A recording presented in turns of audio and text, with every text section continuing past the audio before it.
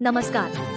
आपण पाहत आहात भगीरथ राजा 24 न्यूज. आपल्या परिसरातील प्रत्येक घडामोड, राजकारण, सामाजिक, शैक्षणिक, कृषी आणि ब्रेकिंग न्यूज सर्वात आधी आणि अचूक माहिती घेऊन येतो.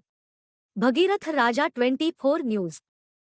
गॅस सिलेंडर टंचाई विरोधात वंचित बहुजन आघाडी आक्रमक, प्रशासनाला निवेदन. तातडीने उपाययोजना केल्यास आंदोलनाचा इशारा. आरणी, प्रतिनिधी. राज्यात सुरू असलेल्या गॅस सिलेंडर टंचाईमुळे सर्वसामान्य नागरिकांसह लहान व्यावसायिकांचे मोठे हाल होत असल्याने वंचित बहुजन आघाडीच्या वतीने तहसीलदार यांना निवेदन देण्यात आले.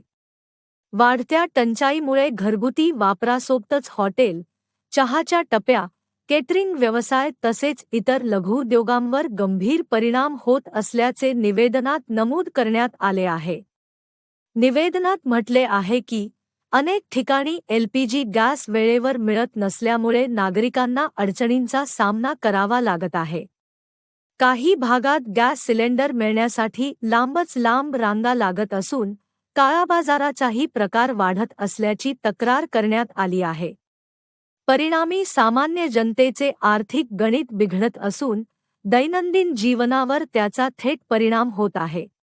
यासंदर्भात वंचित बहुजन आघाडीच्या तालुका अध्यक्ष तसेच पदाधिकाऱ्यांनी प्रशासनाकडे काही मागण्या केल्या आहेत.